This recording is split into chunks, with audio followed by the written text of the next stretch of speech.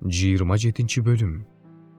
Ошол күнү Теңир өзүнүн оор, чоң, бекем кылычы менен түз чуркаган жылан Левиатанды, сойлогон жылан Левиатанды жазалайт. Деңизде жашаган коркунучтуу жаныбарды өлтүрөт. Ошол күнү ал тууралуу, сүйүктүү жүзүмзар тууралуу ырдагыла. Мен, Теңир, анын сактоочусумун. Аны көз ирмем сайын суугарып турам. Бирөө кирип кетпесин деп, аны күндүр-түндүр кайтарам. Мен каарданган жокмун. Бирок кимдир бирөө анын ичине мага каршы отоо чөп жана тикенек кое турган болсо, мен ага каршы согуш ачып, аны өрттөп жок кылам.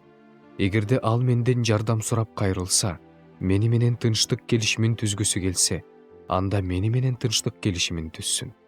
Келечекте Жакып тамыр жаят, Ысрайыл бутак чыгарып гүлдөйт. Ошондо бүт жер жүзү жемишке толот. Теңир аны ургандарды кандай урса, аны да ошондой урду беле.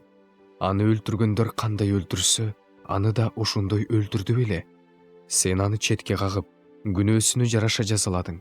Чыгыштын шамалы соккон күндөгүдөй, сен аны өзүңдүн күчтүү демиң менен ыргыттың. Ошондуктан ушул аркылуу Жакыптын мыйзамсыздыгы кечирилет. Анын күнөөдөн тазалангандыгынын жемиши болуп, курмандык чалынуучу жайдын бүт таштарын майдаланган аки таштай кылгандыгы эсептелет. Ошондон кийин Ашера жана күндүн буркандары турбайт. Анткени бекемделген шаар ээн калат. Турак жайларды таштап кетишет, кароосуз калтырышат. Алар чөлгө окшоп ээн калат. Ал жерге музоо жайылат. Ал ошол жерге жатып алып, анын бутактарын кемирет.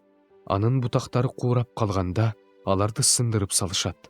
Аялдар келип, аларды өрттөп жиберишет. Бул эл акылсыз болгондуктан, жаратканы аны аябайт, жасаганы ага ырайым кылбайт. Бирок ошол күнү Теңир улуу дарыядан Мисир сууларына чейин баардыгын титиретет.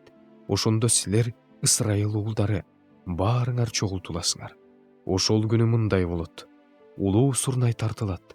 Ошондо Ашур жеринде адашып жүргөндөр жана Мисир жерине куугунтукталып кеткендер келип, Иерусалимдеги ыйык тоодо Теңирге таазим кылышат.